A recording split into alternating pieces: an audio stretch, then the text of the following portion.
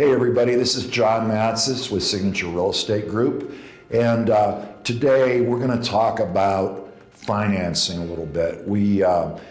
I have questions all the time. Everybody knows that there's a lot of cash buyers out there, and I've had buyers that have been disappointed in the past, and they really want to know what it takes to purchase a house finance-wise and credit score-wise, and what the rates are doing. We all hear about the rates going up.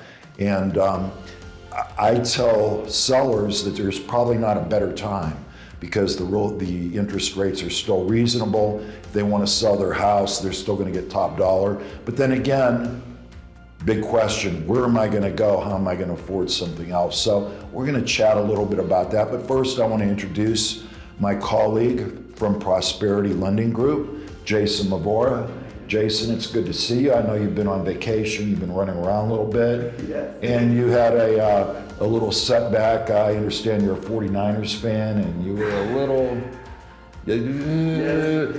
if I'm reading social media correctly, you were kind of, you were distraught, for lack of a better term. I know that my team was the better team. There's no doubt about it. Well, that's a matter of debate, but that's not It today. is for sure, but That's- if Hart makes the interception, I don't think we're even having this Yeah, conversation. well, I got to tell you that I do have a bit of a soft spot for the 49ers. I'm not a fan, but I have a bit of a soft spot. The DeBartolo family is from Boardman, Ohio, and I grew up in Western Pennsylvania, 20 minutes from there. So I used to shop in their malls. Oh, cool. They were mall developers, so I know all about the DeBartolo family.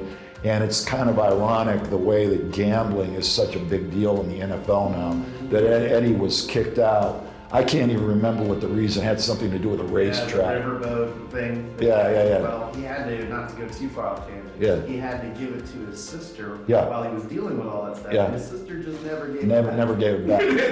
Yeah. Yeah, but I don't know. I don't know if they were ready to let him back in. But Eddie's probably living well. I don't know. Sure, Eddie. But he was known to be the best of the owners Oh yeah, class back in the day. That was Yeah, Eddie. And Yeah, he was yeah. always famous. and Eddie was for very classes. well connected too. If you get my meaning. So I've heard. I Yeah. don't know about that. You wouldn't know. But anyway, so right now, one of the things when I talk to my clients is, if you're selling, you'll get top dollar now. You may not get top dollar 6 months from now because we don't know what the interest rates are going to do.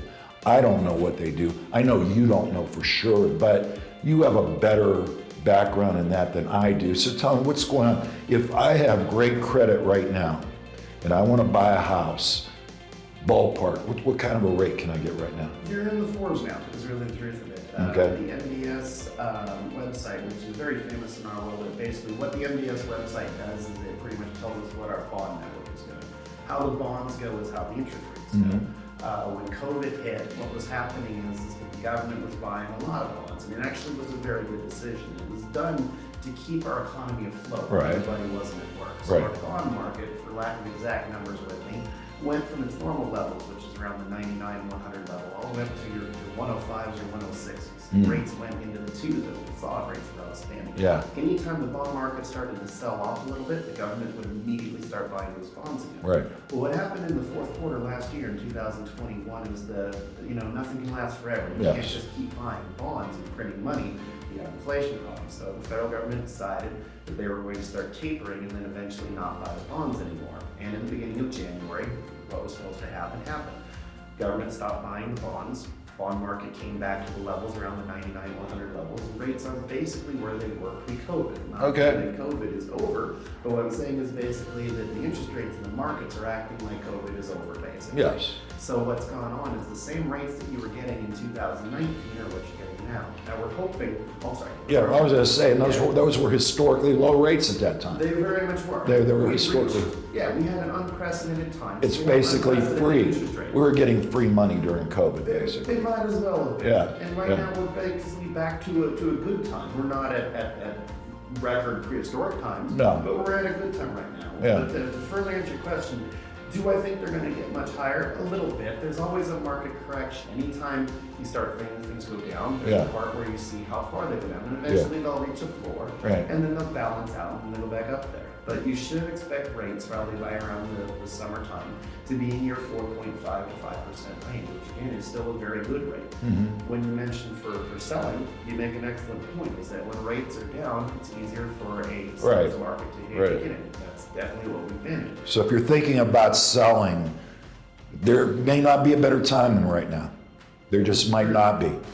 I don't know. Nobody really knows, but all indications say if you're looking to sell your house, now's the time to do it. Absolutely. So we're in the fours right now, and that's with excellent credit. That is literally, we looked up one the other day, we got a 4.125 with somebody with an 800 credit score and 20% down. And again, if you do the Googles, your advertisements that you're going to see, if you're thinking to yourself, you're watching right now, I just looked online, I just saw one at the early threes. Your advertisements are usually a couple of months behind. What you're going to find is that you're going to call those people and say, well, we don't have that now, we have it later. The best is, you can even run a Google search and say, what are rates currently right now? And they'll give you national averages, and you'll see that almost every indicator out there is saying that the national average is in the early 50s.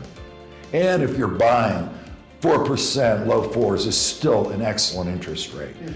Before we end, I just want to age myself a little bit. When I bought my first house in 1982, interest rates were 18%, guys. And luckily I was able to assume a loan. That's the only way that I was able to buy a house at that time. And I was able to assume a loan at 7%, which was like, wow, that was great. And then the owner was able to give me a second at 12%. Very fortunate. Then a couple years later, obviously you could refinance because it did come down. So, we're still pretty historically low right now. So thanks a lot. That's really good information. And for anybody who wants to know more about buying or selling, again, my name is John with Signature. Give me a call, 702-498-6981. And everybody have a great day.